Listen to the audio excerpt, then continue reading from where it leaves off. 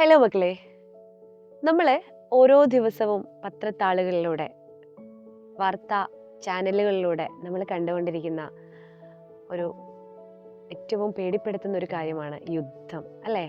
ഗാസയിലെ അവസ്ഥയൊക്കെ നമ്മൾ കണ്ടറിയുകയാണ്.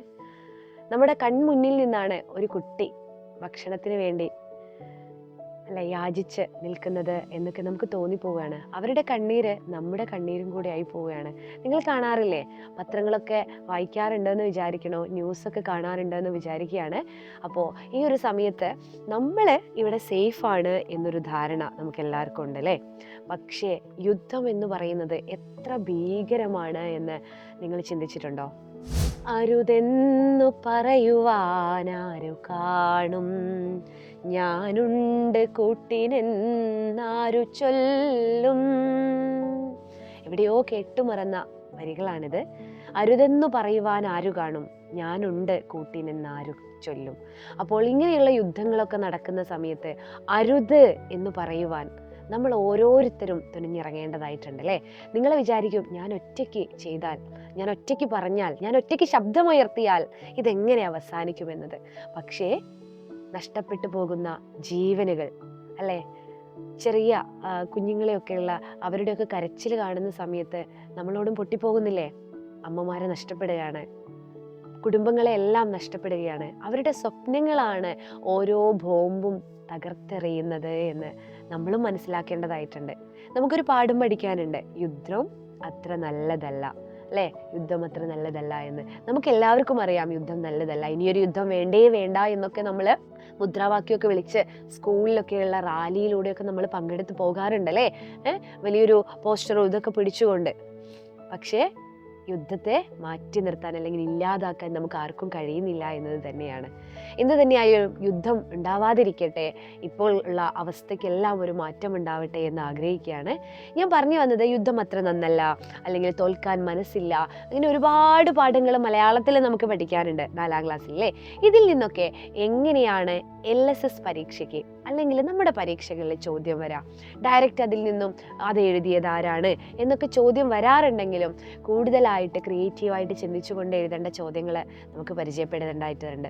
അപ്പോൾ യുദ്ധത്തിനെതിരായിട്ടുള്ള പോസ്റ്റർ തയ്യാറാക്കാൻ വരും, അല്ലെങ്കിൽ നമുക്ക് ഒരു സന്ദേശം, യുദ്ധം വേണ്ടെന്ന് മറ്റുള്ളവരെ അറിയിച്ചുകൊണ്ടൊരു സന്ദേശം തയ്യാറാക്കാനൊക്കെ നമ്മളോട് പറയാറുണ്ട്. ഇതൊക്കെ എങ്ങനെയാണ് തയ്യാറാക്കുക എന്ന് നമുക്കറിയോ?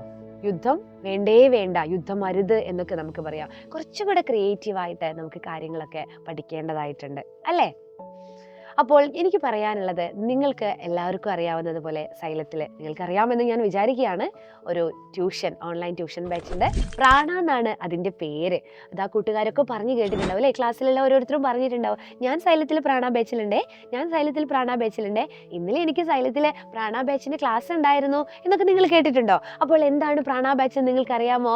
നിങ്ങൾക്ക് വേണ്ടി എല്ലാ പാഠഭാഗങ്ങളും നിങ്ങളുടെ സിലബസ് മൊത്തമായിട്ടും കവർ ചെയ്തുകൊണ്ട് നിങ്ങളെ അടിപൊളിയായിട്ട് പഠിപ്പിക്കുന്ന ഒരു ഓൺലൈൻ ട്യൂഷൻ ബാച്ചാണ് പ്രാണ എന്ന് പറയുന്നത്. അവിടെ ഡെയിലി റെക്കോർഡഡ് ക്ലാസ്സുകൾ, ലൈവ് ക്ലാസ്സുകൾ, പിന്നെ ഓരോ യൂണിറ്റ് കഴിയുന്ന സമയത്ത് യൂണിറ്റ് ടെസ്റ്റ് നടത്തും. ഇനി റിവിഷൻ, നിങ്ങൾക്ക് ആദ്യം പറഞ്ഞത് മനസ്സിലായിട്ടില്ലെങ്കിൽ വീണ്ടും ഒരു റിവിഷൻ ക്ലാസ്സിൽ ഇവിടെ ഒന്നുകൂടെ ഓർമ്മിപ്പിച്ചുകൊണ്ട് ക്ലാസ്സുകൾ ഉണ്ടാവും. നിങ്ങളുടെ സംശയങ്ങളൊക്കെ അവിടെ തീർക്കാവുന്നതാണ്. അപ്പോൾ ആ ഒരു ബാച്ചിലേക്ക് ഇനി ജോയിൻ ചെയ്തിട്ട് കാര്യമുണ്ടോ? ഉണ്ട്, കാര്യമുണ്ട്. കാരണം എന്താണ്? നിങ്ങൾക്ക് ഇതുവരെ നഷ്ടപ്പെട്ട ക്ലാസ്സുകളൊക്കെ അവിടെ റെക്കോർഡഡ് ആയിട്ട് അവിടെ തന്നെ ഉണ്ടാവും. മാത്രമല്ല ഇനിയും നമ്മൾ എന്ത് ചെയ്യാണ്? ആദ്യം തൊട്ട് റിവൈസ് ചെയ്തുകൊണ്ടാണ് നിങ്ങളെ പഠിപ്പിക്കുന്നത്. അപ്പോൾ എല്ലാവരും പ്രാണ ബാച്ചിലേക്ക് ജോയിൻ ചെയ്യുക. ഇപ്പം ജോയിൻ ചെയ്താലുള്ള ഒരു അവസരം എന്താണെന്ന് വെച്ചാൽ, നമ്മുടെ വിദ്യാരംഭത്തിൻ്റെ ഒരു ഓഫർ ഉണ്ട്. അതൊരു 15%, ഇപ്പോൾ ഉള്ള ഫീസിൻ്റെ 15% മാത്രമാണ് നിങ്ങൾ അവിടെ ഇതിനൊരു ഫീ ആയിട്ട് നൽകേണ്ടത്. കുഞ്ഞുങ്ങളെല്ലാവരും എന്ത് ചെയ്യുക? താഴെ കാണുന്ന നമ്പറിലൊന്ന് കോൺടാക്ട് ചെയ്യുക. എന്നിട്ട് നമ്മുടെ പ്രാണ ബാച്ചിലേക്ക് ജോയിൻ ചെയ്യുക. അല്ലെങ്കിൽ ആപ്പ് സ്റ്റോറിന്നോ പ്ലേ സ്റ്റോറിന്നോ സൈലം എന്ന് പറയുന്ന ആപ്പ് നിങ്ങൾക്ക് എല്ലാവർക്കും ഇല്ല എങ്കിൽ ഇങ്ങനൊരു ആപ്പ് നമ്മൾ ഡൗൺലോഡ് ചെയ്യുക. എന്നിട്ട് അവിടെ ഈ ഒരു VDM15 എന്ന് പറയുന്ന ഒരു കൂപ്പൺ കോഡ് ഉപയോഗിച്ചുകൊണ്ട് നിങ്ങൾക്ക് ഈ ഓഫർ സ്വന്തമാക്കാൻ പറ്റും. ഇനി എന്തെങ്കിലും സംശയം ഉണ്ടെങ്കിൽ ഇതാ താഴെ കൂടെ ഒരു നമ്പർ ഇങ്ങനെ പോകുന്നുണ്ടല്ലോ, ആ ഒരു നമ്പറിലേക്ക് നിങ്ങൾ കോൾ ചെയ്യുക. എല്ലാ സംശയങ്ങളും തീർത്ത് വരും. അപ്പോൾ പ്രാണ ബാച്ചിൽ കാണാം.